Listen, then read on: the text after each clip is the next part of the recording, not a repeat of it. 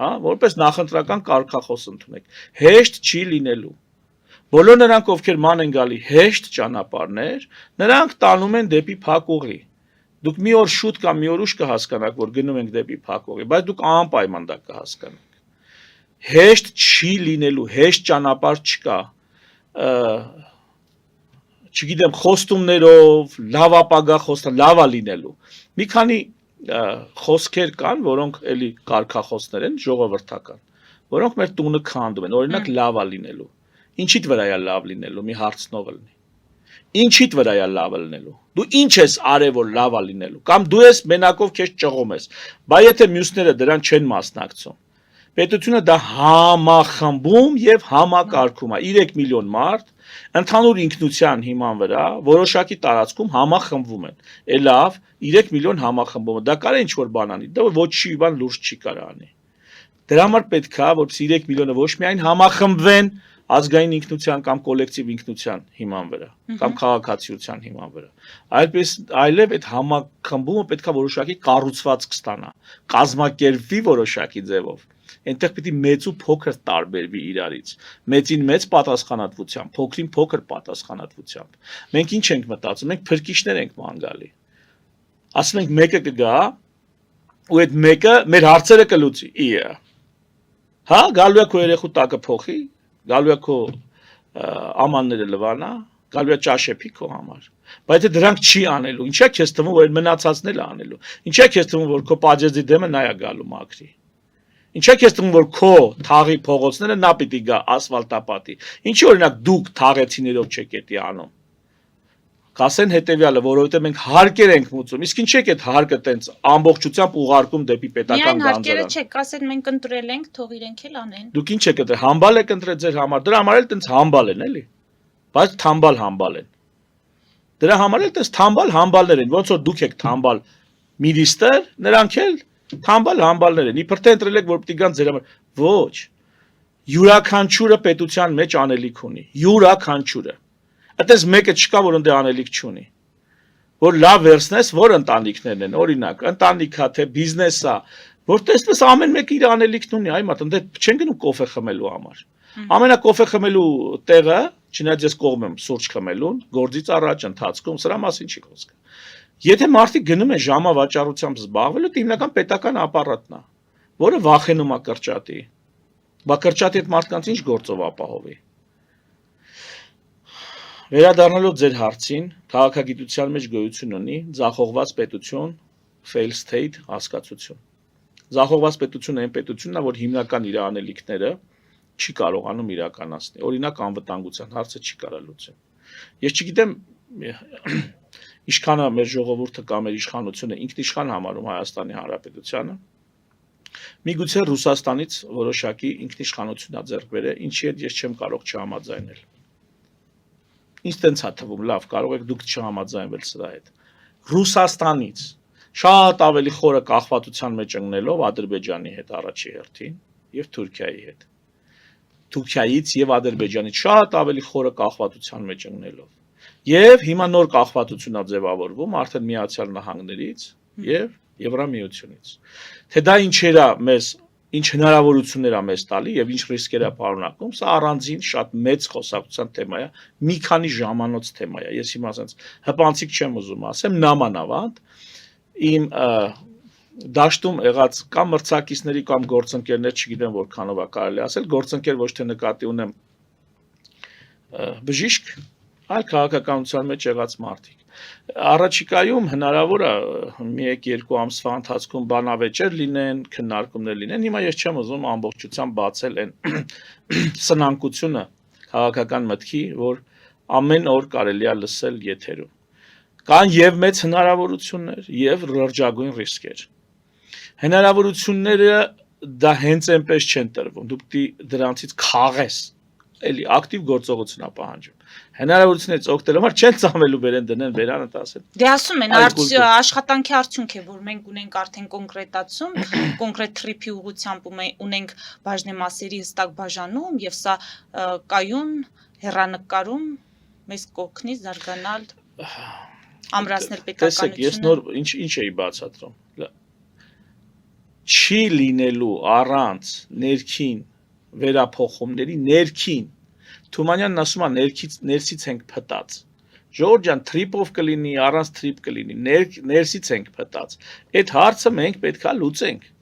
մենք նախ եթե պիտի դիագնոզենք որ կա այդպիսի հարց երկրորդ այդ հարցը պիտի լուծենք այ որ այդ հարցը լուծենք այդ կայացած համակարգված այդ ժողովրդով թեկուզ 3 միլիոն կարող ենք լուրջ հնարավորություններից օգտվել որոնք մեր առաջ բացվում են իսկ հիմա ինչ վերաբերում է թրիփին եկեք ես ձեզ մի այսպես մտավարժանք առաջարկեմ պատկերացրեք Հայաստանը չունի իշխանություն չունի ներկայացուցիչներ այդ հարցում ասենք տանձի պոչ է դիցուկ Ռուսաստանն է որ շահեր ունի Սյունիքի վրա, Իրանն է որ շահեր ունի, Ադրբեջան, Թուրքիա, Չինաստան, Միացյալ Նահանգներ, Եվրամիություն։ Այ այս գործարքը ոնց որ հիմա կայացել է։ Կարող է սրանից ինչ որ շատ տարբեր մի բան ստացվեր։ Եթե Հայաստանը ոչ ծպտուն չաներ։ Ավելի տարբեր բաներ լինելու քան հիմա է գծագրվում։ Այսինքն միայն Ռուսաստանի շահերը Սյունիքի վրա, Իրանի շահերը Սյունիքի վրա հերիք են որպեսզի Որոշակի տոկոս տային Հայաստանին, հա։ Որոշակի դասավորվածք լիներ։ Տարբեր ազդեցություն վերցրեք մի հատ պլաստիրին։ Ու մի 3-4 հոգի դու տարբեր կողմերից սխմեք։ Հիմա այս պլաստինը դեֆորմացվում է այս տարբեր ուղղություններով եղած ճնշումներին համապատասխան։ Եվ հետո գլուխ է գովում, որ տեսեք մենք ինչ մեծ աշխատանք ենք անում։ Աշխատանքը գիտեք որը կլիներ, որ դու պլաստիրինի պես չճզմվեիր։ Այ անողնաշար այ դա կլիներ աշխատանքը որ դու ցույց տայր քո կոշտությունը որպես պետություն ոչ թե քո մոտ մարդիկ կան օգտագործման իրավունքով տարածքը վերցնեն այ դա կլիներ որ Ամերիկան քո հետ համագործակցեր ոչ թե նրա համար որ այդ հողակտորը դու տալիս ես իրան այլ որովհետև այդ հողակտորը դու կարող ես այնքան լավ կառավարես ու ոչ միայն այդ հողակտորը ամեն մետր քառակուսին քո երկրի կարող ես այնքան լավ կառավարես Ամերիկայի հետ այնքան հետաքրքիր առաջարկներ ես կարողանում ներկայացնել որ Ամերիկան ասում է բա քո նման պարտներ չունենամ բա ում ունենամ արի ես լավն ես երևում հասկանում եք ինձ այսա կլիներ արված աշխատանք եւ որ կերևար քո թե ճկունությունը թե կոշտությունը Իսկ դու պլաստիրինի պես լղկել ես, այնպես ինչպես լղկել են տարբեր կողմերից, դրա արած աշխատանքս որն է, այ ինքնակոչներ։ Դուք աշխատանք անող եք մինիմալ մի քանի բաներ երկրում էլի եմ ասում, մինիմալ մի քանի բաներ, որոնք պիտի արվեն։ Իրավապահության, իրավապահ գործառույթը։ Դա տենց շաբաթ կա, որ մի 2-3 դանակահարության մասին դուք չլսեք։ Հələ հիվանդանոցներում խոսեք ինչա կատարվում։ Ու այդ թվում անչափահասների մասնակցությամբ, թե որպես զոհ, թե որպես հեղինակ։ Սենց է լինում արված աշխատանքի արդյունքը։ Սա է այդ fail state-ի, այսինքն ձախողված պետության մի քանի չափանիշներ են դրա։ Հայաստանը դասական առումով ձախողված պետություն չի համարվում։ Սոմալի չի, էլի ասենք։ Հայաստանը չի համարվում, բայց լավ, այսինքն Պիտի մի հատ էլ սպասենք, թե երբ է դա լինելու, կամ յոլա գնանք, գոհ լինենք, որ Սոմալիի պես չենք, ավելի լավն ենք, ասենք մեր համեմատությունը բանն է, էլի։ Սիրիան է մեր համեմատությունը, Լիբանանն է։ Ու Լիբանանից ոնց որ թե այդքան էլ ավելի լավ վիճակում ենք, քան Լիբանանը։ Ենթադրենք, հասկանում եք։ Այդ իրավապահ գործառույթը, այդ ոնց պետք է լինի։ Մենք երեխեքի տեր ենք։ Ես ասենք իմ տղան 10-11 տարեկան է։ Վաղը մի քանի տարի հետո նա արդեն միգուցե որոշակի ուժ գա տուն էլի։ Եվ դանակ գրի ենթադրենք իր մոտ հիմա այս հարցը ոնց է լուծել։ Էս ում հույսով ենք։ Էս ում հույսով ենք։ Թրիփով, հա, թրիփի վրա է հույսները ժողովուրդ։ Հա։ Բայց այդ առանձին վերցած անձնական ողբերգությունները, որոնք տարվա կտրվածքով հարյուրավոր դեպքեր են անում, այ ընկեր։ Ատետս ոնց կարա լինի։ Երկրում ոնց կարա լինի այտենց բեսպրիձել։ Ֆելիչե ժամանակակից ատամնաբուժական կլինիկա։ Այստեղ հարմարավետությունն ու խնամքն առաջնային են։ Այստեղ կիրառվում են ատամնաբուժական ամենաժամանակակից տեխնոլոգիաներ, ճշգրիտ ախտորոշում, արդյունավետ բուժում նուրբ փորձառություն եւ անհատական մոտեցում։ Սկսած սովորական մանրուքներից մինչև առաջադեմ ընթացակարգեր, այստեղ դուք գտնվում եք բարձր որակավորում ունեցող եւ փորձառու ատամնաբուժական մասնագետների ձեռքերում։ Մեր բարեկամական եւ հյուրընկալ անձնակազմն այստեղ է յուրաքանչյուր այցը հաճելի դարձնելու համար։ Ֆելիչե, ձեր առողջ եւ ամենաերջանիկ շպիտը սկսվում է այստեղից։ Եկեք եւ բացահայտեք նորարարության փորձագիտության եւ կարեկցանքի կատարյալ համադրությունը։ Վաճառվում է գերմանական հնաոճ դաշնամուր 1892 թվականի արտադրության ֆոն Մուրբախ, գտնվում է գերազանց վիճակում, կինը 15000 ԱՄՆ դոլար, հեռախոսահամար 094 115 310։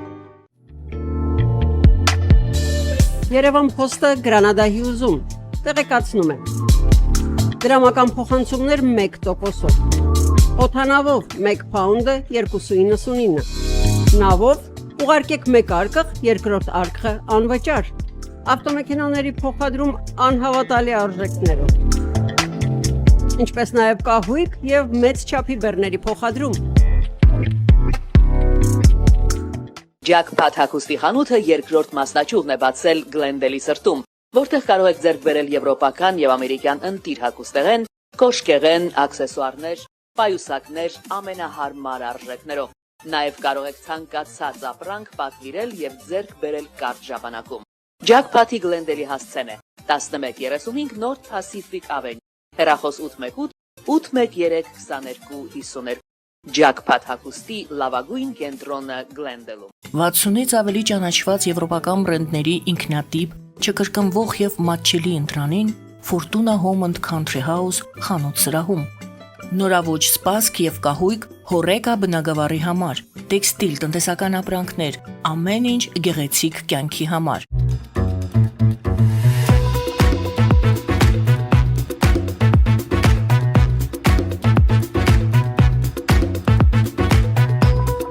Արարատ ռեստորան, ընտանեկան եւ ընկերական ժամանցի լավագույն հասցե, սիրված արտիստներ, հյուրընկալ մթնոլորտ, հարուստ ճաշացան, անմահական խորտիկներ։ Արարատ ռեստորան, հասցեն անփոփոխ, սիրով սպասում ենք ձեզ։ Լավագույն պաղպաղակ, բնական, համեղ եւ մատչելի գներով պաղպաղակը կարող եք ձեռք բերել բոլոր հայկական խանութներում։ Պահանջեք հայկական պաղպաղակ, Թամարա պաղպաղակ։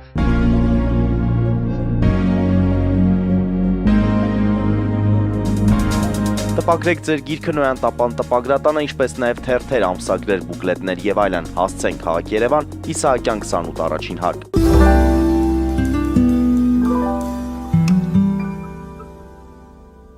Բա պետական կարգը ուր է։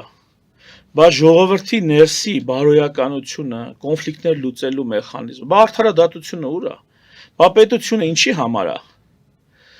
Որ երկու հոգի տարաձայնություն ունենան, ոչ թե իրար մեջ է հարցը լուծելը դիրում են երրորդ կողմին։ Քրեական ենթամշակույթի դեմ քրեական հետապնդումը մտցրել են, այսինքն ընդե դիմելը հանցագործությունն է, չէ՞։ Եթե գնաս մի քրեական հեղինակության դիմես, ասես արի մեր համար ճիշտ ու սխալ որոշի, դա հանցագործություն է։ Այսի մեկ։ Չեմ ողջունում դա, բայց դա էլ էլի արբիտրաժի տարբերակ, մոտեցում։ Հիմա եկան կես մյուս հարցին, այս կոնֆլիկտները ո՞նց է լուծվելու։ Հատկապես երիտասարդության մեջ, ովքեր չեն տիրապետում փողոցային կյանքի մշակույթին, որ տիրապետում են օրինակ 90-ականների սերունդը։ 90-ականների սերունդը ուներ փողոցային կյանքի որոշակի մշակույթ։ Դա ոչ լավն էր, ոչ վատն էր։ Հիմա այդ մշակույթն էլ չկա, այսինքն չկա հիերարխիա փողոցում։ Փողոցում ժամանակին կար հիերարխիա։ 90-ականներին դա շատ վատ օրինակ է, տեսեք, ես դա չեմ ողջունում։ Ես ուղղակի ուզում ասեմ, կար հիերարխիա, որը ինչ-որ կարգավորիչ ֆունկցիա էր կատարում։ Հիմա չկա հիերարխիա։ Հիմա կան տեղեկատվական տեխնոլոգիաներ, որտեղ ցանկացած մեկը հեշտությամբ կարա թմրամիջոց ձեռք բերի։ Հա? Առանց ինչ-որ մեկն էլ դա ցրում առ, ժողովուրդ ջան, այս հարցերի պատասխանը ով պիտի տա։ Ով պիտի տա։ Թրիփը կբացենք, առևտուր կանենք ու օքեյ, այս հարցերը լուծվելու է։ Սա պետության հիմնական ֆունկցիաներ, իրավապահ, արդարադատություն։ Պետության հիմնական ֆունկցիաներն են, դու ձախողված պետություն չես։ Ինչ արած աշխատանք։ Սրա մասին եմ ես խոսում։ Սա ֆունդամենտից պիտի լուծվի այս հարցը։ Էստի ոչ թե տերտերները պիտի գան օծեն այս տունը, սենց օծեն, ասեն, վсё, այս այսուհետև օծված է, հանգիստ ապրեք, Այս ֆունդամենտից պետք է այս հարցը լուծվի։ Մենք ունենք այսօրվա դրությամբ մի հասարակարգ, որը քաղաքական չի, որը իրավական չի։ Այս հարցը պետք է լուծվի։ Ու այն մարդիկ, ովքեր չեն պատրաստվում իրանց երեխեքին վաղը դարձնեն խուժան, ինչա թե նրանք գիտես ինչ կա, ապահովված լինեն կամ ինչ որ մի քիչ անվտանգ լինեն, չեն պատրաստվում այդ երեխեքի արժանապատվության հաշվին նրանց գոյատևումը ապահովել, այդ մարդիկ պիտի իրար գան ու իրանց երգիրը վերցնեն իրանց ձեռքը, նախ խելքները գլուխները հավաքեն, հետո երգիրը վերցնեն իրանց ձեռքը։ Ինչքան կլինեն այս մարդիկ, ես չգիտեմ, բայց այս մարդիկ որոշակի տոկոս հաստատ կազմում են։ Այդ տոկոսի չափով նրանք պետք է ներկայացված լինեն պարլամենտում առաջիկա ընտրություններին եւ շարունակեն իրանց այս քարոզչական, կրթական, օրինակ ծառայելու այս ակցիան պիտի շարունակեն։ Ես իմ տղային 1-2 փորձեցի բացատրել, որ գիտես դժվար է լինելու որոշակի դեպքերում, ինքը ինձ բացատրեց, որ ինչ ես խոսում, ելքի պիտի դժվար լինի։ Եթե աշխարհում կա ճիշտ արդարություն, ինչի պիտի դժվար լինի։ Ես հասկանում եմ, չէ, որ այդ արդարությունը այդքան էլ չկա, այսպես ասած, ու ինչ մտածեցի ինքս ինձ համար։ Փոխանակ ես իմ տղային բացատրեմ, որ այս տղա ջան, այս երկրում կամ աշխարհում արդարություն չկա։ Իսկ արի միջև ինքը կհասցնի, էդի ինքնուրույն տենա։ Իսկ ես միջև այդ արի արդարություն սարքեմ։ Իսկ ես եթե այդքան հեր կամ այդքան հայր եմ, արի այդ արդարությունը սարքեմ իմ տղու համար։ Թողենք ճիշտ լինի, ոչ թե ես ասեմ արդարություն չկա, տղես, պետք է եղոնգ ունես գլուխդ քորես կամ չգիտեմ, սենց անես, նենց անես։ Չէ, ճիշտ է ասում երեխեն։ Բայց եթե արդարություն կա, բա ոնց կարա։ Ինչ որ մի բան, ինչ որտեղ չաշխատի։ Ու այդ խնդիրը ես իմ առաջ դրել եմ։ Ես ուզում եմ լինեմ իմ տղու չափ լավ տղա, ով գիտի, որ արդարություն կա։ Թեև նա 10 տարեկան է։ Նա հələ չգիտի ինչ կա չկա։ Ես գիտեմ ապրես, դե ուրեմն հասցրա սարքի ընկեր ջան։ Սարքի դա։ Եվ ես կոչ եմ անում նաև մնացած ծնողներին, որոնք իրանց երեխուն չեն ասում, կգնաս սենց կանես, անզիջում կլնես, կխփես, էս կանես։ Չէ։ Ասում են բալես դու ոնց որ ամեն ինչ ճիշտ էր ջոգում։ Մենք ենք սխալ պատկերացնում։